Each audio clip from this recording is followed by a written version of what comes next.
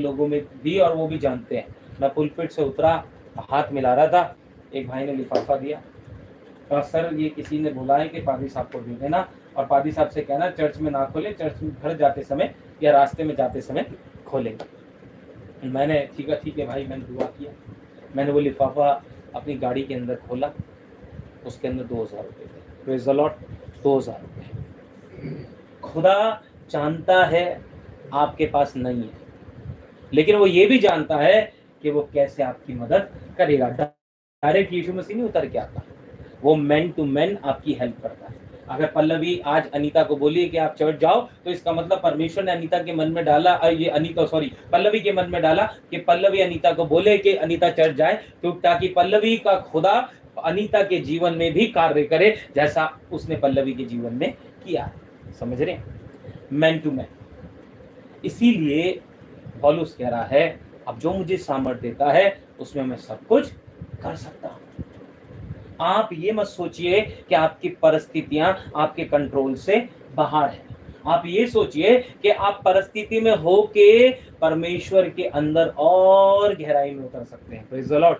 आंसू बहा के जब प्रार्थना करते हैं ना, तो वो प्रार्थना ज्यादा सुनी जाती है। समझ रहे हैं? जब हन्ना गिड़गिड़ा के रो रही थी शीलो के कुंड में, स्थान में जहां एली महायाजक था, और वो रो रही थी, एली समझ रहा कि ये मदिरा पी के पागल हो गई, लेकिन वो अपने दुख के मारे रो रही थी और उसने अपना दुख बयान किया। और परमेश्वर के दास ने उसे क्या बोला कि बसंत ऋतु तक खुदावन तुझे बच्चा देगा और उसका नाम तू सैम्बल रखना और उसके सर पे कभी छुरा फिरने मत देना। परमेश्वर ने उसके आंसुओं को देखा। क्यों? क्योंकि परमेश्वर का वचन कहता है, देख मैंने तेरे आंसुओं को अपनी कुप्पी में रख रखा है, मुझे तेरा ध्यान है। क्योंकि वो परमेश्वर आपको जानता है। और इसीलिए मैं चाहूंगा एक पद मेरे लिए आप पढ़ें, हम समाप्त करेंगे। याकूब की पत्री उसका 4 अध्याय उसकी 8 आयत को जरा पढ़िए। याकूब की पत्री उसका 4 अध्याय उसकी 8 आयत क्या कहता है खुदा? याकूब उसकी 8 आयत पढ़िए जिसकी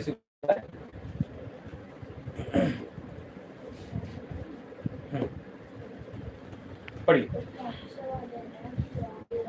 परमेश्वर के निकट आओ। हाँ, परमेश्वर के निकट आओ तो वो भी तुम्हारे वो भी तुम्हारे निकट आएगा। लेकिन हम क्या करते हैं, हमारी समस्याओं के समय में हम क्या करते हैं पता है? ए भाई जरा थोड़ी मदद कर दो, ए बहन जरा थोड़ी मदद कर दो। लेकिन हम परमेश्वर से पहले नहीं पूछते। मैं आपको बताऊं, एक समय परमेश्वर मुझे उस भाई के बारे में बताया कि तू उसके पास जा और वो तेरी मदद करेगा। और उस भाई ने मेरी पैसे से मदद करी, लेकिन उसके बाद उस भाई ने मेरे से पैसा नहीं मांगा। क्योंकि उसको किसने बोला? परमेश्वर ने। क्योंकि परमेश्वर को पता था कि ये उसे पैसा वापस नहीं लौटा पाएगा, इसलिए उसने उसका पैसा मेरे को ऐसे ही दे दिया कि भाई देख तू इसकी मदद कर दे। क्योंकि किसी ने मुझसे बोला कि देख तूने आज, मैं तुझे मदद कर रहा हूँ, तेरी मदद मात्र 5000 रुपए की रकम थी, 5000 की मदद कर रहा हूँ, तो आने वाले दिन में किसी की जरूरत होगी तो उसे 5000 रुपए दे देना। और मैंने ऐसा ही किया। जब मेरे को सेहतमेंद मिला, मैंने सेहतमेंद किसी और को दे दिया। क्यों? कि खुदावन जब चमत्कार आपकी जिंदगी में करता है तो वो चाहता है कि आप किसी की ओर मत देखें, आप किसकी तरफ देखें? सिर्फ खुदा की ओर। और खुदावन का कलाम कह रहा है याकूब 8:4 में, परमेश्वर के निकट आओ तो वो भी तुम्हारे निकट आएगा। और आगे क्या कहता है? पढ़िए अंकल। हे पापियों अपने हाथ शुद्ध करो। हे पापियों अपने हाथ शुद्ध करो। और हे दुचित्ते लोगों अपने हृदय को पवित्र करो। कहने का ये मतलब है जो हाथों से पाप किया उससे पश्चाताप करो, और जो हृदय में किसी के लिए गंदगी है उसे क्या करो? साफ करो, और पवित्र दिल से परमेश्वर की हुजूरी में आओ। इसलिए पौलुस कहता है अब जो मुझे सामर्थ्य देता है उसमें मैं सब कुछ कर सकता हूँ। परमेश्वर ही है जो आपकी निर्बलताओं में, आपके टूटेपन में, आपकी परिस्थितियों में आपको निकालने की सामर्थ्य रखता है, और कोई नहीं। जब आप उससे मांगेंगे वो आपके लिए रास्ता खोलेगा। खुदा का कलाम कहता है द्वार में हूं, जो मेरे द्वारा प्रवेश करेगा वो भीतर बाहर आया जाया करेगा, है ना? और वो ये भी कहता है चोर और किसी काम को करने नहीं, चोरी करने, घात करने, हत्या करने आया है, लेकिन मैं आया